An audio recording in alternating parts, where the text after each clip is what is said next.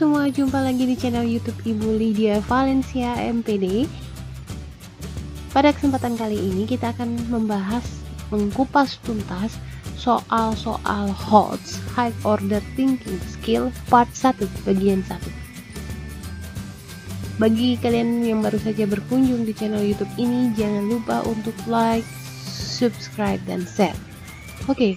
Pada video pembelajaran kali ini, beberapa soal HOTS yang akan ditampilkan meliputi materi bangun ruang sisi datar, aljabar, aturan perkalian, statistika, dan peluang. Tidak usah berlama-lama lagi, kita cek dan recheck soal-soal HOTS.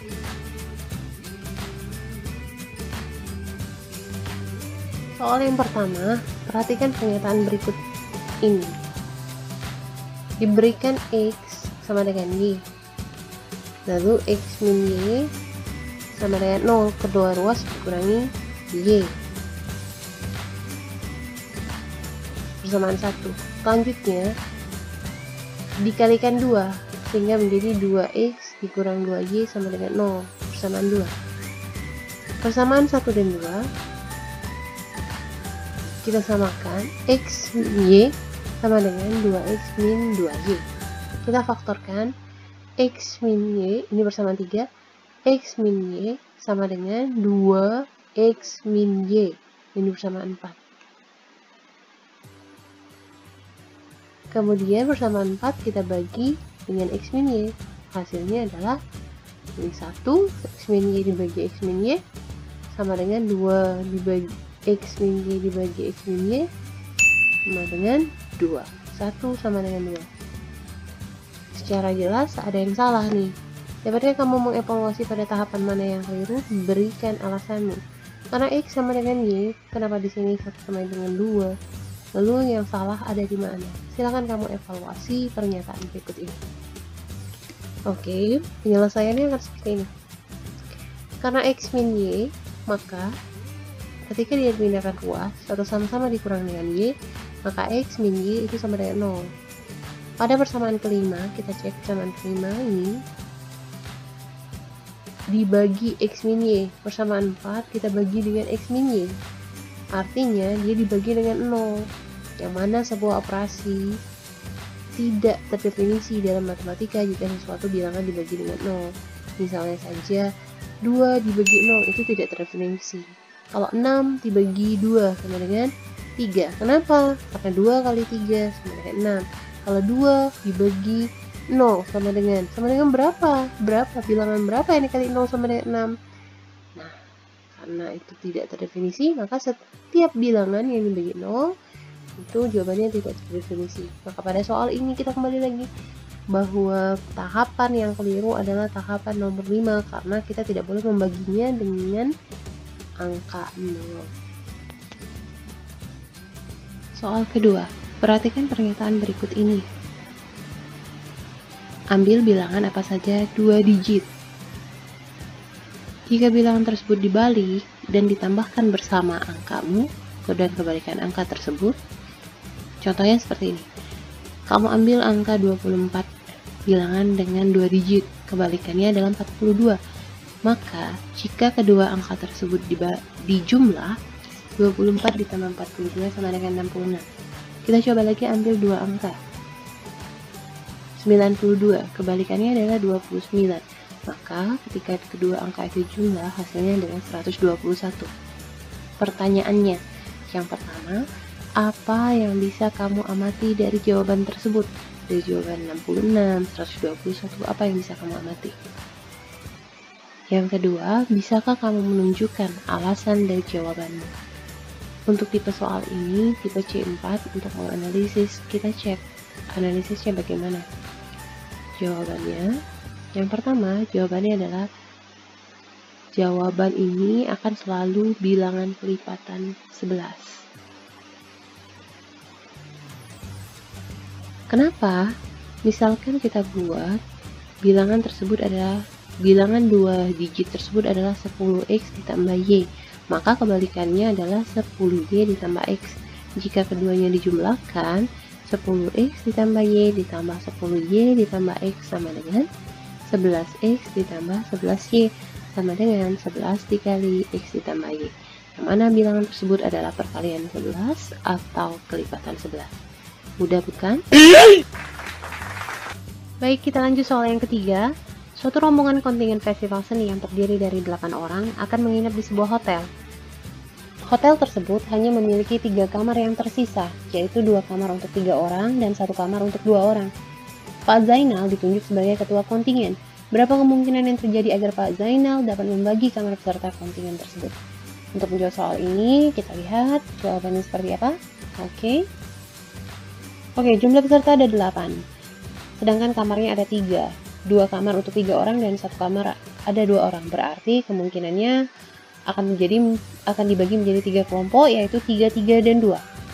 Kemudian bagaimana cara mengatasi pembagian orangnya? Kita akan menggunakan permutasi dengan elemen unsur yang sama atau permutasi dengan n unsur yang sama. Permutasi dengan n unsur yang sama, rumusnya adalah n faktorial dibagi p faktorial dikali q faktorial dikali r faktorial. P-nya adalah 3, Q-nya adalah 3, dan R-nya adalah 2, sehingga didapat N-nya adalah jumlah peserta seluruhnya 8. 8 faktorial dibagi 3 faktorial dikali 3 faktorial dikali 2 faktorial.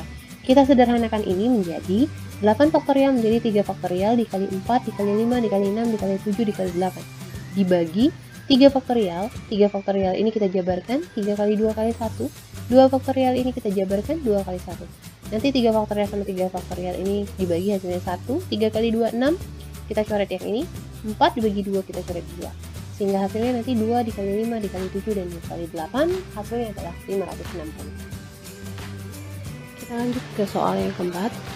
Razik memiliki teman akrab bernama Raffi. Suatu hari, Razik hendak menghubungi Raffi. Namun sayang, nomor telepon Raffi hilang di kontak Razik. Razik hanya bisa mengingat 9 angka pertama dari 11 angka nomor telepon Raffi.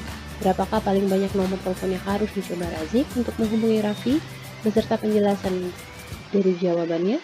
Kemudian adakah cara lain untuk Razik mengetahui nomor telepon Raffi?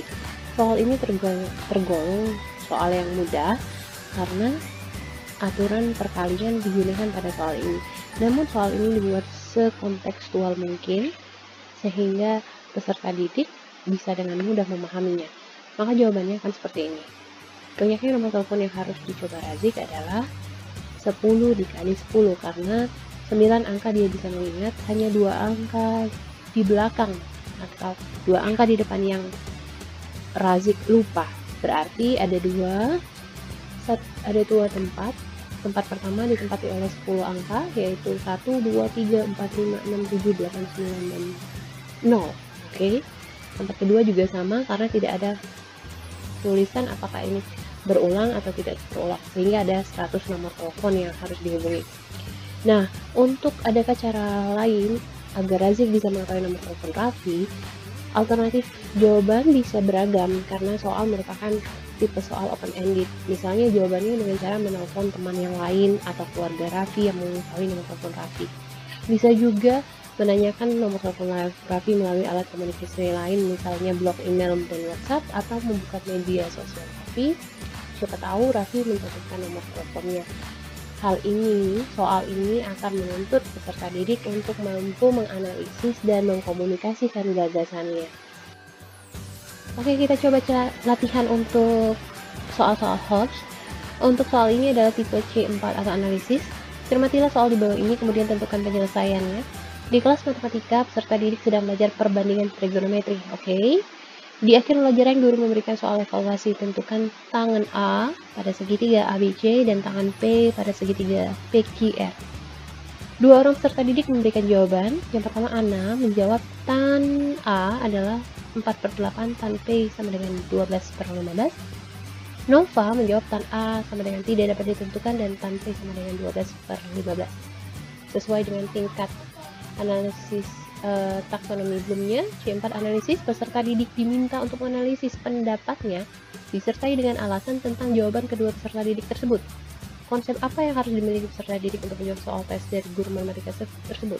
Jadi, peserta didik diminta memberikan pendapatnya disertai dengan alasan tentang jawaban kedua peserta didik tersebut. Kita lanjut soal latihan yang kedua. Soal latihan kedua ini kategori C6 create. Jadi mereka akan membuat alur perjalanan mereka sendiri. Kita lihat soalnya. Seorang peserta didik SMA Negeri 5 Palembang, Rasya, ingin melakukan perjalanan secara mandiri dari SMA Negeri 5 Palembang ke Benteng Kuto Besak atau BKB. Rasya melanjutkan perjalanan dari BKB menuju Masjid Agung.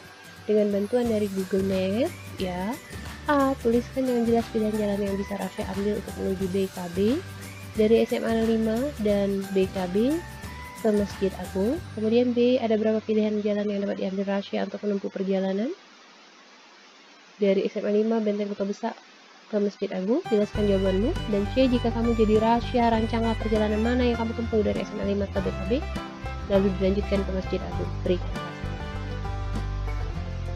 Oke, sekian untuk soal HOTS High Overthinking Skill part 1 bagian 1. Sampai jumpa lagi di video pembelajaran soal HOTS part 2. Jangan lupa untuk like, subscribe, dan share. Saya mohon maaf apabila terdapat kekeliruan dalam penyampaian dan secara Allah saya mohon ampun. Terima kasih. Wassalamualaikum warahmatullahi wabarakatuh.